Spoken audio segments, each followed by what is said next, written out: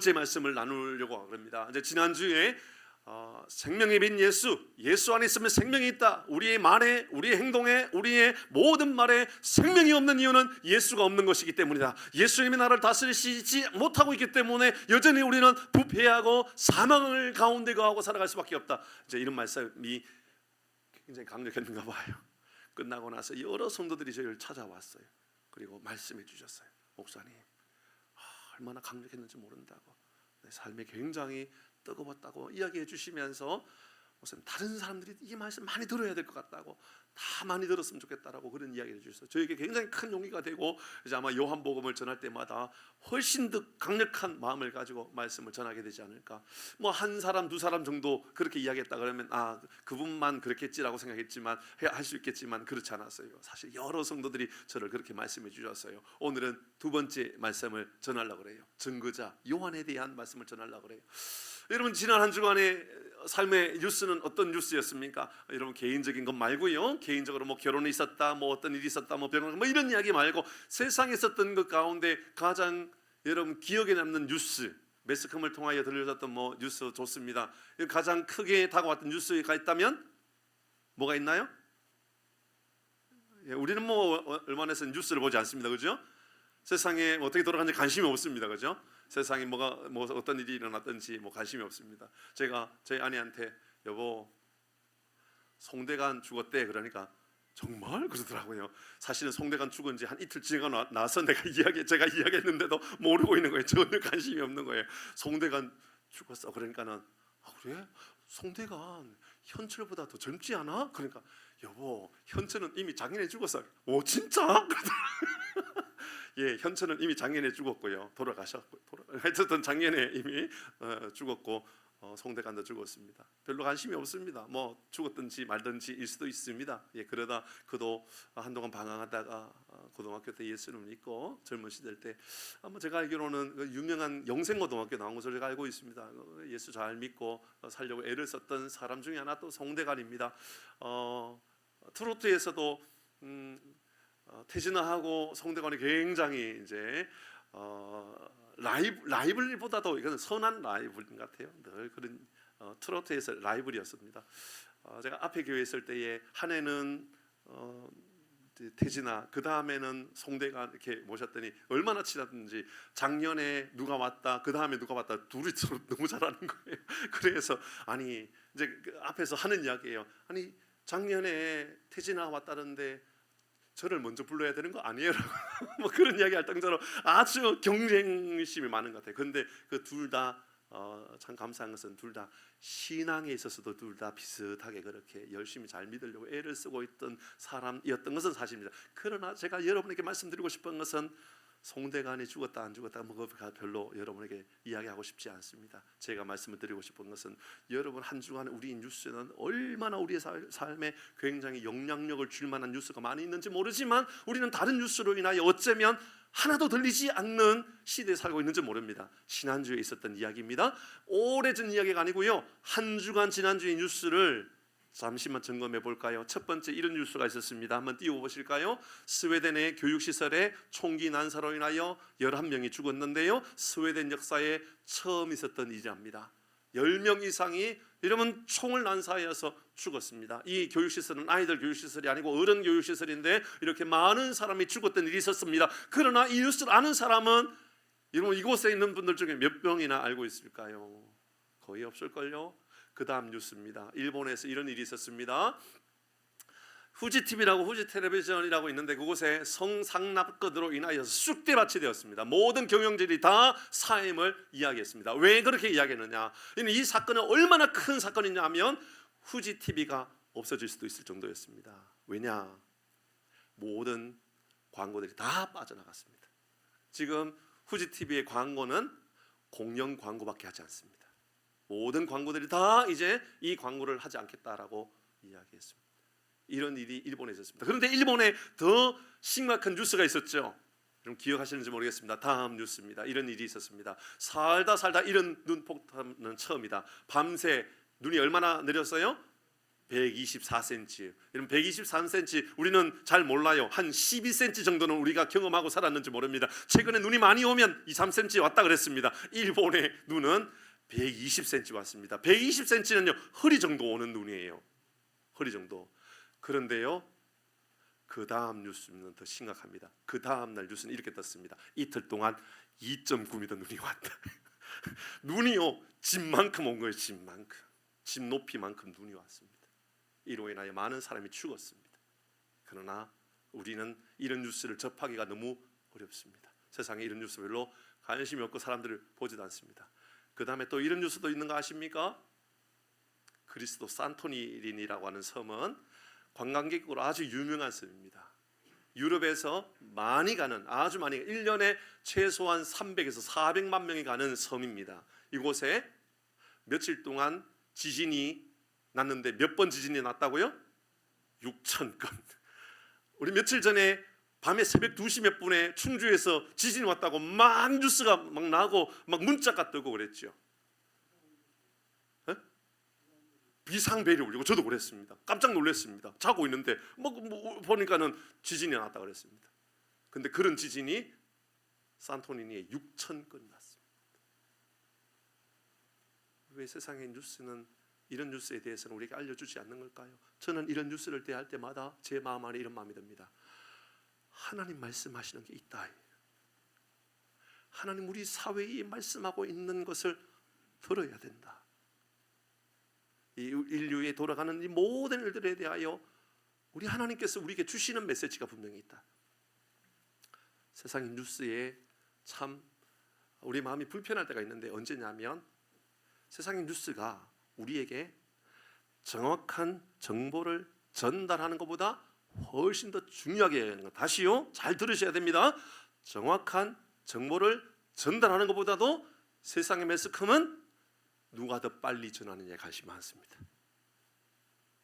정말 중요한 것은 무엇을 전하느냐에 그게 사실이냐, 그러니까 정확한 정보를 전달하느냐에 관심이 있어야 되는데 그것보다는 누가 먼저 전달하느냐가 더 중요하게 얘기합니다. 왜 그럴까요?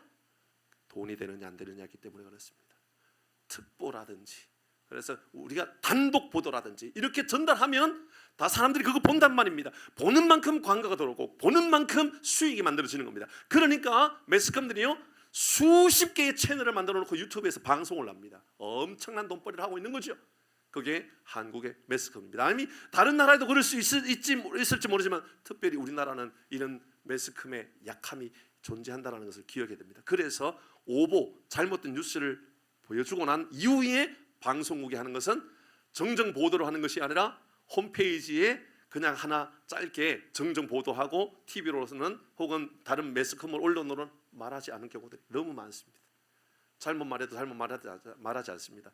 그냥 전하는 거, 빨리 전하는 거, 돈이 되는 것을 전하는 겁니다.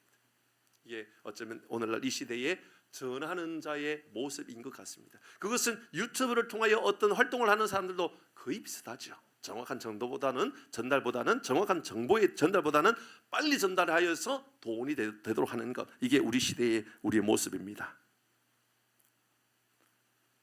저는 이것이 오늘날 이 시대의 우리 사회의 가장 큰 비극이라고 생각합니다. 요한복음을 시작하고 있습니다. 요한복음의 시작은 조금 전에 말씀드렸던 것처럼 이 이야기로 시작했습니다.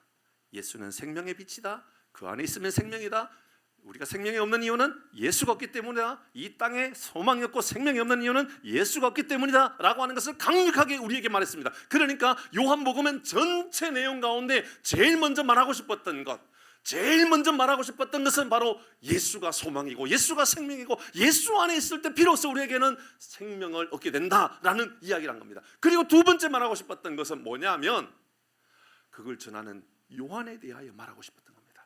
오늘 이 성경을 기록했던 사도 요한은 세례 요한을 보면서 엄청난 감동에 빠져 있었던 겁니다. 지금 얼마나 흥분되어 있느냐면 예수가 생명이고 예수님의 능력이고 예수님의 소망이라는 것을 증거하고 있는 세례 요한을 바라보고 있는 사도 요한의 모습입니다. 사도 요한과 세례 요한이 있어요. 예수님을 따라다녔던 사도 요한이 있었고 예수님 오시기 전에 왔던 세례 요한이 있는데 세례 요한의 모습을 오늘 우리에게 알려주고 있는 것이지요. 오늘 두 가지 말씀을 전하려고 그러는데요, 말씀 잘 기억하셔야 됩니다. 예수님에 대하여 증언하고자 왔던 세례 요한, 그는 누구인가? 7절 말씀, 8절 말씀을 같이 보도록 하십시다. 잠깐만요, 그 전에 5절 말씀 먼저 읽어야 되네요. 오늘 5절 말씀, 그가 누군가? 요한은 어떤 사람입니까? 요한은 5절 같이 있습니다. 5절 시작. 빛이 어둠에 빛이 돼 어둠이 깨닫지 못하더라. 이것은 조금 전에 말씀드렸던 세상이 어둠 가운데 있지만 어둠이라고 말하고 있지 않는, 어둠이라고 어둠 가운데 있지만 어둠이라고 말하고 있지 않는 이 시대에 요한은 어둠이라고 말하고 싶었던 겁니다. 세상은 어둡다라고, 세상엔 아무리 살기 좋아도, 세상에 아무리 희망적인 이야기가 많이 들려져도 그것은 어두운 거라고. 태양의 빛이 비춰지고 밤새 세상에 빛이, 형광등이 가로등이 비춰지고 있다 할지라도 어두운 건 어두운 거라고. 그것은 복음이 없고 말씀이 없고 진리가 없으면 어두운 거라고 이야기하고 있는 그때 요한은 우리에게 이야기한 겁니다. 7절 8절 같이 있습니다. 시작. 그가 증언하러 왔으니 됐습니다. 그가 뭐 하러 왔다고요? 예수에 대해서 증언하러 왔다. 요한은 누구냐? 세례 요한은 증언하러 왔다. 증언은요, 법적인 책임이 따릅니다.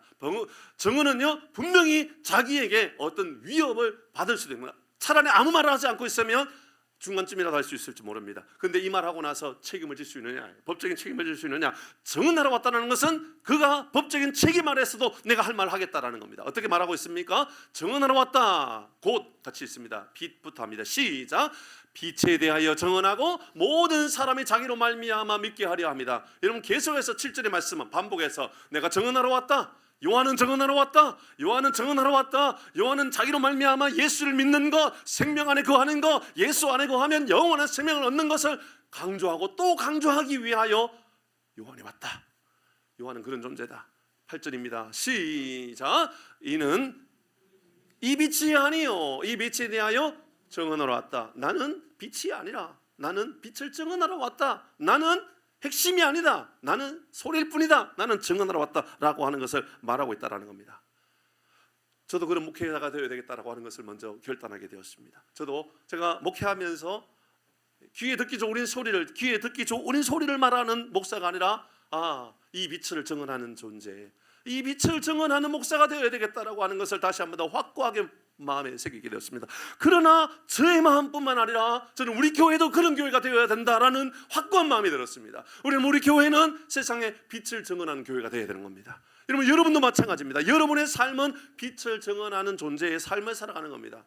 달리 말하면 우리 때문에 세상이 어둡다라는 것이 깨달아지고 어두운 곳에 예수라고 하는 빛이 비춰짐으로 말미암아 세상의 어떤 동네도 숨길 수가 없고 세상의 어떤 어두움도 어둠 그대로 둘 수 없다라는 것, 예수님 말씀하셨던 것처럼 마태복음 5장 14절의 말씀처럼 말입니다. 같이 읽습니다. 시작. 너희는 세상의 빛이라. 산에 있는 동네가 어떤 것도 숨겨지지 못할 것, 바로 우리가 예수의 빛이 되어 예수의 빛을 비추고 살아가면 이런 능력이 나타난다라는 것을 말하고 있지요. 어디에 빛이 비춰져야 됩니까? 어두운 곳입니다. 성경은 분명히 너희는 세상의 빛이라, 세상의 빛이라고 그럽니다. 이것을 조금 더 뒤집어 가지고 혹은 조금 더 꼬아 가지고 한번 생각해 보십시다. 너희는 세상의 빛이라고 이야기했습니다. 근데 세상이 너무 환해요. 빛이 필요 없잖아요. 그러니까 우리는 어떤 존재냐면 맑은 대낮에 환한 가운데도요 등불을 들고 다니면서 세상이 어두워서 내가 등불을 들고 다닌다라고 말하는 어떤 철학자의 모습과 거의 유사한 겁니다. 우리는 그런 존재가 돼야 돼요. 라이트를 들고 다니면서 환한 대낮에 세상이 어두워서 내가 이 불을 켜고 다닌다라고 말하는 존재가 바로 우리라는 것이죠. 그러니까 너희는 세상의 빛이라고 말할 때에 성경은 먼저 우리에게 이것부터 알려주고 있는 겁니다. 세상이 어둡다. 여러분, 세상은 살만합니까? 여러분, 너무너무 살만한 동네, 너무너무 살만한 도시가 우리나라 있는지도 모릅니다. 많은 사람들이 그렇게 말합니다. 어떤 사람들은 세상에 여행을 다니면서 자기는 한국에서 왔다고, 자기는 한국에서 왔다 그러면 많은 사람들이, 저 유럽에 있는 사람들도 한국 그렇게 살기 좋은 나라라며 이렇게 이야기합니다. 우리나라를 헬조선이라고 말한다고요? 다른 나라에 가보셔서 그런 이야기를 하시는 건지 모르겠습니다. 다른 나라에서도 우리나라를 그렇게 볼까요? 다른 나라는 우리나라를 천국과 같은 나라라고 말하는 경우가 얼마나 많이 있는지 모릅니다. 일본도, 대만도, 중국도 동남아뿐만 아니라 유럽의 많은 나라도 한국, 한번 와서 살아보고 싶은 나라 중에 하나를 한국이라고 말하는 경우들도 얼마나 많이 있는지 모릅니다. 그런 나라가 한국입니다. 그러니까 돈이 조금 넉넉하면 더 살기 좋은 나라가 우리나라에 있는지도 모릅니다. 그런데 세상은, 성경은 우리에게 말하고 있습니다. 세상은 어두운 거야. 거기에 우리를 환하게 비치는 게 아닌 거야 라고 말하고 있다, 그 말입니다. 우리가 세상의 빛이라고 하는 것은 우리가 있는 곳은 어둡다라고 하는 것을 전제에 두고 있다라는 거예요. 기억해야 됩니다. 너무 편하고 너무 살기 좋아서 이 땅이 천국처럼 되었다, 이런 그거 하나님 앞에 썩 좋은 것만은 아닙니다. 부자로 살지 말라는 얘기가 아닙니다. 건강하게 살지 말라는 얘기가 아닙니다. 하나님께서 여러분께 부유케 하신 이유는 하나님께서 분명히 그 부유함으로 인하여 하나님께서 당신의, 여러분을 통하여 위대한 일들을 하시겠다라고 하는 하나님의 마음이 있다는 것을 기억하는 거죠. 그렇다면 오늘 이 시간에 우리가 기억해야 될 아주 중요한 것, 나는 주중에 말씀을 드렸는데요, 나는 하나님 없는 천국이어도 괜찮다라는 생각을 가지고 있지는 않는가를 돌아보는 겁니다.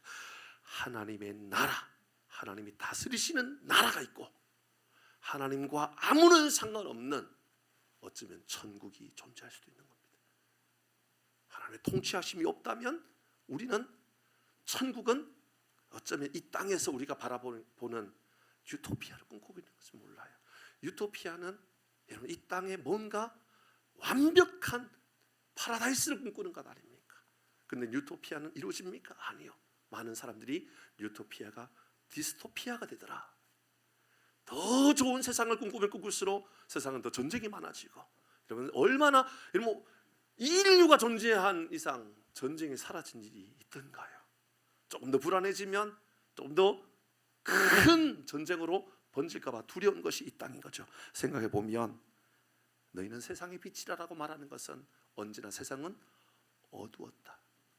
이 말씀은 우리에게 교회 안에서 평안함을 누리는 것은 당연한 것이고, 교회 안에서 여러분 빛을 드러내기 위하여 몸부림치는, 그건 당연한 것이고, 우리의 존재는, 우리의 능력이 나타나야 될 것은요, 교회 안이 아니고요, 세상이어야 돼요. 세상. 저는 여러분이 여러분의 직장에서 탁월한 여러분 되기를 바랍니다. 대답 좀 하세요. 여러분의 사업장이 여러분의 상권에서, 여러분의 건물 가운데, 혹은 여러분의 상권이 형성되어 있는 그곳에서 여러분의 사업장, 탁월한 사업장 되기를 바랍니다. 이런 사업장이, 여러분 작은 구멍가게를 할지라도 여러분 건물에서 여러분 사업장이 제일 탁월한 사업장, 탁월한 가게가 되어야 돼요. 그리고 그곳에서 선한 말들을 흘러보낼 수 있는, 선한 은혜를 흘러보낼 수 있는 그런 사업장을 만들어가는 거죠. 그러니까 교회 안에서 우리가 좋은 화목을 이루는 것은 그건 뭐 말할 필요도 없는 것이고, 우리가 선한 영향력을 드러내야 될 곳, 내 사업장, 내 회사, 내 일터, 내 가정, 내 학교이구나라는 것을 우리에게 말하고 있다라는 겁니다. 그러면 왜 우리는 요한처럼 빛을 증거하는 존재가 되어야 되는 걸까요? 지난주의 말씀 그대로입니다. 4절 말씀, 지난주 마지막 4절 말씀입니다. 같이 읽습니다. 4절 같이 합니다. 시작.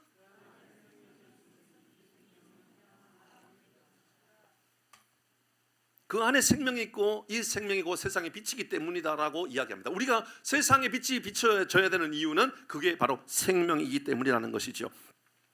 좋은 것이 무엇인지 알면 사람이요 어디까지 찾아갑니다.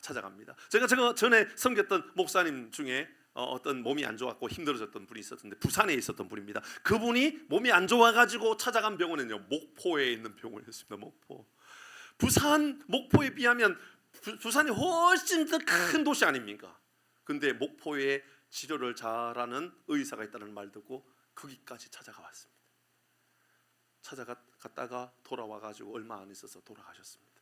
몸이 너무 축이 나가지고 힘이 안 나, 너무 힘들어서 돌아가셨습니다. 사람을 보시면 이것이 좋은 곳이다, 생명이 있는 것이다, 이것이 너무너무 좋은 것이다, 어디든지 찾아갑니다. 하다못해 맛있는 밥집이 있어도요, 밥집 여행을 쫓아다니는 게 우리 한국 사람 아닙니까? 그래서 식객 여행 다닙니다. 뭐 어디에 맛있는 거 있다더라, 어디 맛있는 거 있다, 그거 찾아다니는 게 우리 사람들의 모습입니다. 좋은 병원이 있다면 어디든지 찾아가는 것처럼 좋은 유명한 의사가 있으면 어디든지 찾아가는 게 어쩌면 우리의 모습입니다. 여러분 몸이 좋아진다 그러면 한국 사람, 뭐 다른 나라 사람도 그런 나라가 꽤 많이 있는 것으로 알고 있습니다만은 한국 사람들은요 참 대단합니다. 몸에 좋다 그러면 살아있는 곰의 쓸개까지도 끄집어내서 먹습니다. 뭐 중국에서는 뭐 살아있는 원숭이의 뭐 뇌도 뭐 파먹니 어쩌니 뭐 그런 이야기를 하는데 모르겠습니다. 저는 본 일이 없기 때문에 잘 몰라요. 그런 일이 있는지는 모릅니다만은 그런 뉴스도 있었습니다. 그래서 곰을 사냥하고 곰의 썰개를 끄집어내서 먹죠. 그것을 우리가 알고 있는 것처럼 웅담이 바로 그거예요. 웅담. 그 뭐예요? 그게 몸에 좋다는 얘기죠. 자료를 찾아보니까는 잘 몰랐는데 사람이 건강을 위하여 아기의 소변도 받아 먹는답니다. 맞나요? 뭐 그런 이야기가 있어요. 근데 그 내용을 보고 나서 제가 AI에게 물어봤어요. 챗 GPT에 물어봤다고요. 사람이 소변을 건강을 위하여 먹는다는데 괜찮나요? 물어봤더니 GPT는 이렇게 말했습니다. 몸의 건강에 도움이 될 만한 것들은 이미 콩팥을 통하여 다 걸러내고, 그리고 건강의 영양분들은 다 걸러내고 남은 것들이 소변으로 나오는 건데 그게 몸에 좋을 리가 있겠어요? 라고 이제 이렇게 대답을 하면서 나온 대답이 이런 거예요. 물론 소변은 몸에서 다 걸러내서 나오기 때문에 무균 상태입니다. 그러나 그게 받아진 상태가 되면 실온에 딱 생겨지면 세균에 오염될 가능성이 있기 때문에 몸에 좋은 부분보다는 좋지 않을 겁니다 라고 하는 이야기가 AI의 대답입니다. 여러분의 생각은 어떤지 모르겠습니다. 여러분, 우리는 뭐라도 먹을 수 있는 사람, 어디라도 찾아갈 수 있는 사람, 좋다 그러면 다 간단 말입니다. 그런데 생명을 얻는다 그러면 어떤 일든 다 하죠. 다시 죄송하지만 제가 통풍 이야기를 한 번 더 하려고 합니다. 제가 통풍이 있었기 때문에 그렇습니다.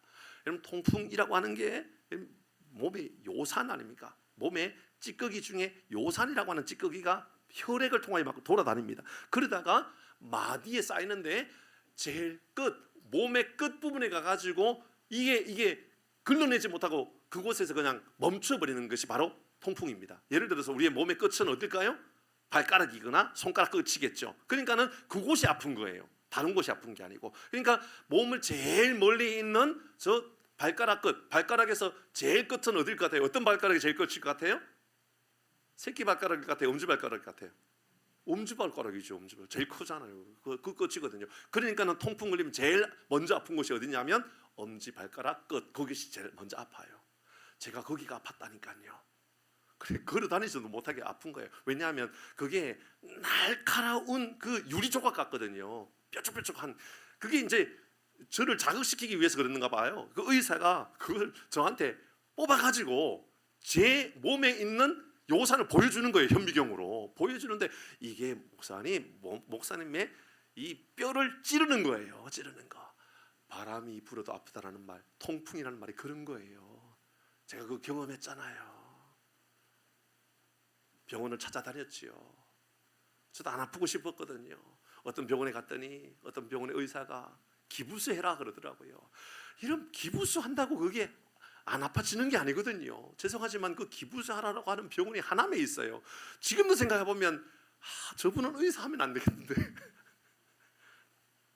제가 할 말은 아니지만 어쨌든 그런 생각이 들었어요. 근데 제 생각에 이거 그러면 여기도 명의급 되는 아주 좋은 의사가 있지 않겠나 싶었습니다. 그래서 찾아보니까는 세상에 아주 유명한 강사가 이 강동 지역에 있는 거예요. 그래서 찾아갔죠. 그래서 설명하고 제가 했습니다. 치료했습니다. 그랬더니 그 이후에 제가 통풍으로 한 번도 아파본 일이 없는 거예요. 그 전에 그 이상한 의사 있죠. 기부수에 있던 의사. 그 사람 갈 때는 1년에 한 두세 번은 아팠거든요. 근데 의사를 바꾸고 나서 제가 한 번도, 벌써 10년은 넘었는데 한 번도 아파본 일이 없는 거예요. 그때 제가 깨달았습니다. 건강을 위해서라면, 생명을 위해서라면 제가 어디든지 찾아가게 되는구나. 그런데요, 생명을 얻게 됐기 때문에 제가 찾아가는 것으로 끝나지 않고 그 다음에 하는 일이 있어요. 뭘까요? 증인자가 되는 거예요. 증거자가 돼요.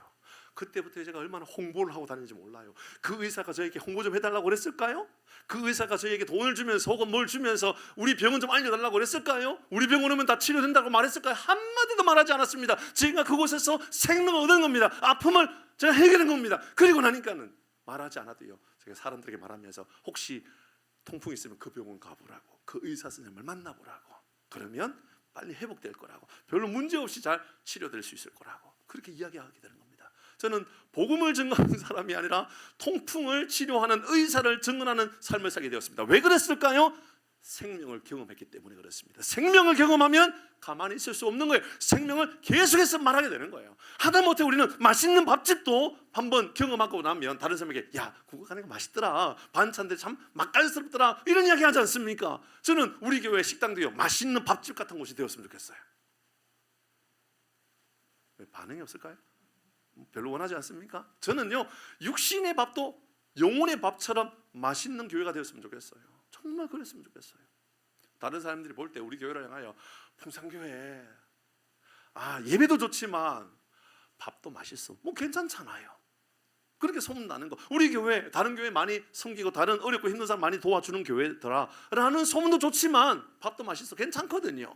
예배가 좋다, 괜찮거든요. 그런데 진짜 우리 교회를 통하여 드러내야 되는 것, 드러나야 되는 것, 그 교회는 생명이 있어 라는 말이 들려지는 거예요. 그게 진짜 우리가 바라야 되는 것이고 진짜 우리가 소망에 두어야 되는 거예요. 그러니까 바로 이 요한은 어떤 사람이냐, 생명을 경험하고 생명을 전하지 않으면 안 된다라고 하는 마음을 가졌다, 그 말입니다. 빛을 증거하지 못하는 이유가 그럼 뭡니까? 왜일까요? 사람들이 빛을 증거하지 못하는 것은 두 가지 이유 때문입니다. 하나는 내가 살고 있는 우리 시대의 우리 삶의 영역들이 어둡다라고 하는 것에 대한 생각을 가지지 않는다라는 거죠. 빛이 필요하다고 생각하지 않는 거예요. 여러분, 세상이 환하면 등불을 들어야 될 이유가 없다라고 생각하지 않습니까? 필요하다라고 생각하지 않는 거예요. 그러니까 세상이 어둡다라고 말하지 않는 거예요. 예수님은 참빛으로 오셨고 세상 가운데 빛으로 오셨습니다. 그래서 캄캄한 세상이라고, 어두운 세상이라고, 세상이 아무리 태양빛이 밝아도, 얼마 전에 뉴스에 저 태양의 빛을 그대로 시연했던 그런 연구가 있었어요. 그래서 실제로 몇 초 동안 태양의 빛을 만들었다, 그런 뉴스가 있었어요.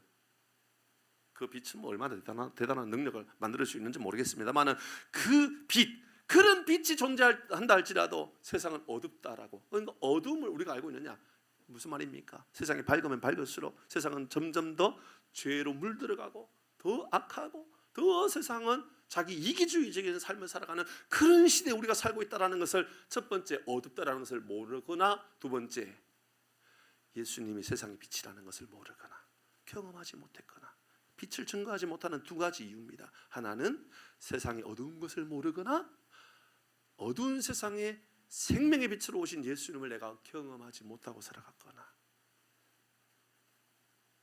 내 마음이 어둡고 내 입술이 어둡고 내 삶이 어두운데 예수님을 영접하고 살아갔더니 어둠은 사라지고 감사로 변화되어지고 인격의 변화가 나타나고 은혜가 넘쳐나는 것을 경험하지 못했기 때문이 아닌가. 사랑하는 교회 여러분, 예수를 영접하고 살아감으로 말미암아 내 삶에 있는 모든 어둠이 사라지고 생명의 빛이 임하는 은혜가 우리 가운데 임하기를 주의 이름으로 축복합니다.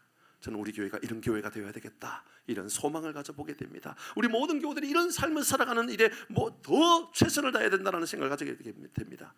생명을 찾는 이들, 소망을 찾는 이들, 이런 갈급한 이들이 찾아오는 것, 교회가 되어야 되죠. 그러나 훨씬 더 중요한 거, 찾아오기 전에 내가 빛을 들고 내가 등불을 들고 나아가는 겁니다. 바로 요한이 그러했다고 말입니다. 그래서 예수님은 요한에 대하여 이렇게 말했습니다. 여러분, 이 말씀을 보셔야 됩니다. 예수님은 요한복음 5장 35절에서 이렇게 말씀했습니다. 잘 주목해서 보십시다. 같이 읽습니다. 요한복음 5장 35절 시작. 요한은 켜서 비추이는 등불이라. 요한은 등불이라. 예수님께서 요한을 향하여 요한은 등불이라. 여러분, 예수님께서 여러분에게 뭐라고 말씀하실 것 같아요? 우리 교회를 향하여 뭐라고 말씀하실 것 같아요? 풍산교회는 빛을 켜서 비추는 등불이라. 여러분을 향하여 하나님은 우리에게 뭐라고 말씀하실까요? 우리는 빛을 비추는 등불이라고 말씀해주고 있을까요? 한 가지만 더 묵상하도록 하십시다. 이것은 요한 스스로가 자신을 향하여, 우리가 저 뒤에 있는 말씀이지만 가져와서 좀 나누고 싶습니다. 뭐라고 말하고 있느냐면 요한은 스스로를 나는 광야에서 외치는 자의 소리라고 이야기합니다. 23절 같이 읽습니다. 같이 23절 같이 읽습니다. 1장 23절입니다. 시작. 일어나 나는 선지자의 이사야의 말과 같이 주의 길을 곱게 하라고 광야에서 외치는 자의 소리라. 광야에서 외치는 자의 소리라. 소리의 특징이 있습니다. 소리는 소리에 불과합니다. 소리는 말하고 나면 계속 남아있습니까? 사라집니까? 사라지는 게 소리입니다. 그러나 메시지는 남아있습니까? 사라집니까? 살아있습니다.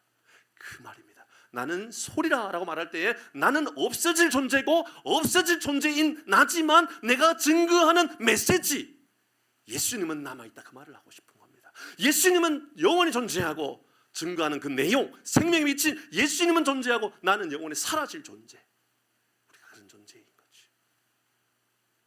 요한은 지금 나는 사라져야 될 존재, 나는 영원히 사라질 존재를 말하고 싶었던 겁니다. 근데 그가 말하기를 광야에서 외치는 자의 소리라고 말합니다. 광야, 우리가 잘못 생각하면 이렇게 생각합니다. 광야, 그것은 사람이 없는 곳 아니야? 광야, 그것은 황무지와 같은 곳 아니야? 광야, 그것은 혹시나 사막과 같은 곳이 아니야? 오해하지 마십시오. 그런 의미의 광야가 아닙니다. 광야가 어떤 것인지 이따가 말씀을 묵상하고 나눌 텐데요, 광야는 사람이 없는 곳이 아니라, 왜 광야라고 말하고 있느냐면 광야는 외로운 곳이기 때문에 그렇습니다. 복음을 증거하기 위하여 나가는 우리 세상은 복음을 들으려 하지 않습니다. 외롭습니다. 복음을 증거할 때 사람들은 우리에게 귀를 기울이지 주지 않을 겁니다. 외로운 곳입니다. 그것이 바로 광야입니다. 광야는 춥습니다. 그래서 광야에서 복음을 전하다 보면 때로는 싸늘한 기운이 우리를 힘들게 할 때도 있습니다. 그러나 이 일을 감당하기 위해서는 성령의 충만한 능력을 힘입고 나가지 아니하면 우리는 언제나 싸늘한 기운에, 사람들의 반응에 우리는 실족할 수도 있다라는 거죠. 광야는 위험합니다. 얼마나 위험합니까? 광야는 때로는 짐승들이 나를 공격하여 나를 죽이려 할 때도 있습니다. 복음을 증거하는 것도 그런 곳입니다. 생명의 빛을 증거하는 것도요, 외로운 곳이요, 추운 곳이요, 위험한 곳이기도 합니다. 사단은 끊임없이 우리를 위기에 빠지게 할 겁니다. 예전에 아마 이곳에 계셨던 분들 중에 조금 중년 이후에 이제 계시는 분들은 너무너무 잘 알 겁니다. 우리 한국 교회가 한 20, 30년 전에만 해도 복음을 증거하기 위하여 우리가 갈 수 있는 곳은 어디든 막을 수 없다고 생각했습니다. 무당집에도 찾아갔습니다. 절에도 찾아갔습니다. 절에 가가지고 땅 밟기 하면서, 죄송합니다만은 저도 이실 죽고 하겠습니다. 저도 절을 쫓아다니면서 땅을 밟으면서 기도했던 사람입니다. 드러내놓고 막 쥐야라고 하지 않았지만 하나님, 이 땅이 무너지고 하나님의 교회가 세워지게 달라고. 그것은 한국에서 뿐만 아니라 제가 다른 나라에 선교 갔을 때에도, 선교 지역에 갔을 때에 최전선에 간다라고 생각하고 청년들을 데리고 절을 찾아다니면서 땅을 밟으면서 하나님, 문을 열어 주옵소서. 복음을 증거하는 곳에 문을 열어 주옵소서. 놀랍습니다. 그렇게 말하고 갔는데 비가 오는 가운데 비가 멈춰지고, 그리고 그 사찰 앞에서, 그 사찰이 유명한 사찰도 아니고 또 관광객이 많이 오는 것도 아닌데 사찰 앞에서 우리가 한국에서 왔다 그러니까 문을 열어주면서 저 대법전이라고 하는 그거 다 돌아보고 나가라고.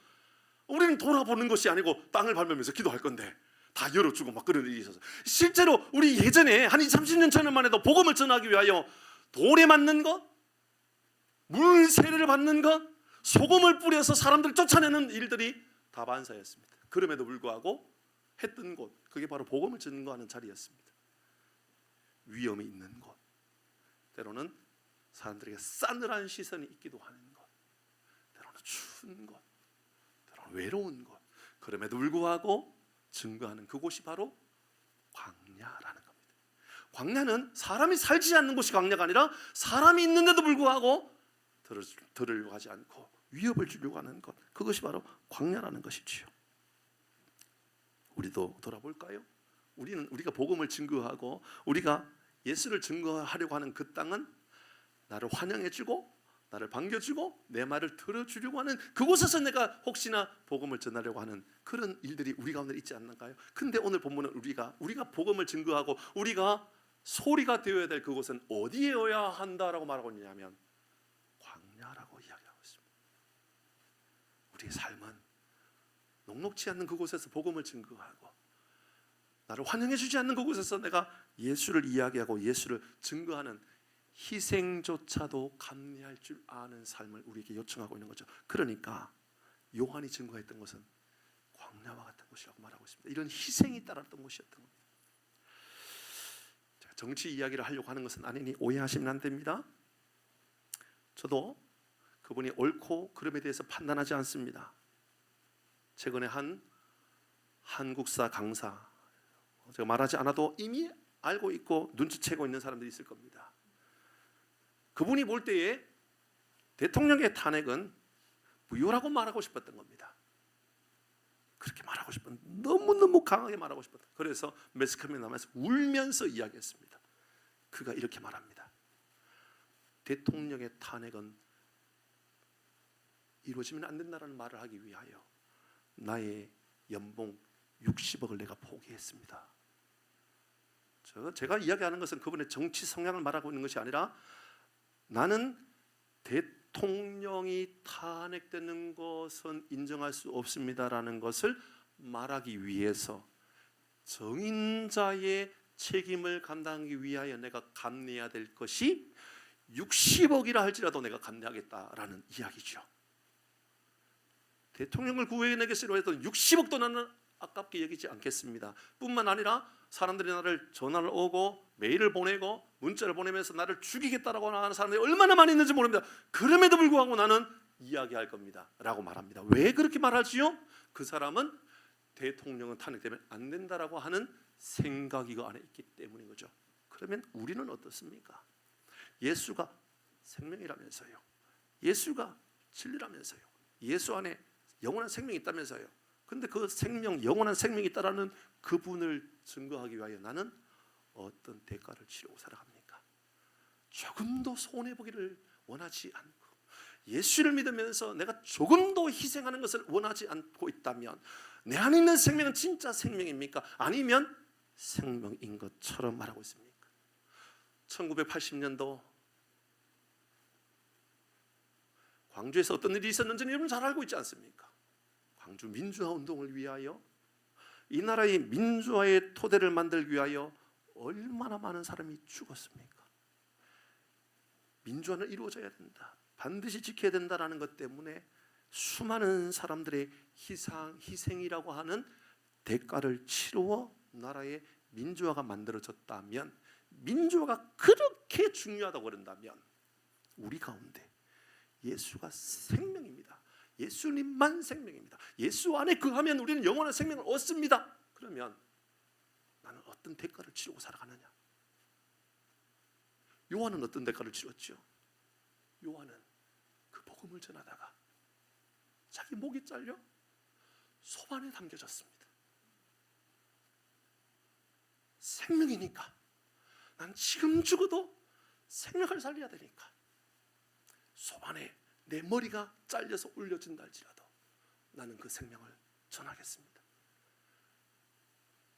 그게 요한이었던 겁니다. 그러니까 요한은 이런 삶을 살아갑니다. 마태복음 3장 5절 6절 이렇게 이야기합니다. 시작. 이때에 예루살렘과 온 유대와 요단강 사방에서 다 그에게 나와, 요한의 이러한 열심에 수많은 사람들이 몰려왔는데 예루살렘, 온 유대, 요단강, 이게 무슨 광야입니까? 이것은 사람들이 많이 몰려 있는 곳 아닙니까? 많은 사람들이 예루살렘에 있고 많은 사람들이 요단 강가에 있지 않겠습니까? 그런데 사람들이 볼 때가 아니라 하나님 보실 때 그곳은 광야입니다. 광야. 왜냐하면 찬바람이 불고 목숨의 위기가 있고 외로운 자리이기 때문에 그것은 광야와 같은 곳입니다. 그러나 그곳에서 목숨을 건 생명을 전했던 요한, 그런 6절에 이렇게 말하고 있습니다. 시작.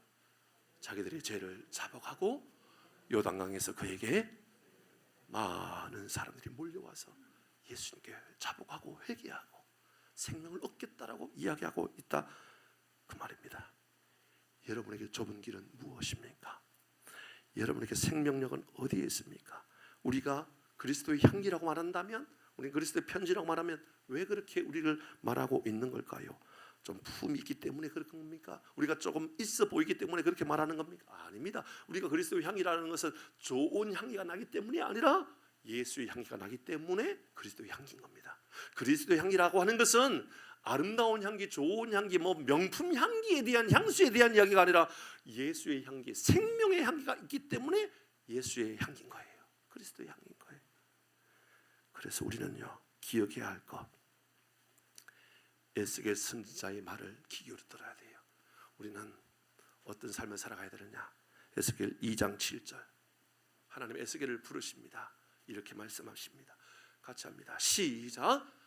그들은 심히 패역한 자라. 그들이 듣든지 아니 듣든지 너는 내 말로 구할지어다. 그들이 듣든지 아니 듣든지, 그게 중요한 것이 아니라 우리에게 주어진 사명, 내가 생명을 증거하는 자의 삶을 살겠다. 여러분으로 인하여 어두운 세상에 빛으로 오신 예수님이 드러나고 수많은 영혼들이 주님께로 돌아오는 은혜를 경험하고 살아가기를 주의 이름으로 축복합니다. 같이 찬양할까요? 주님 다시 오실 때까지 찬양하겠습니다.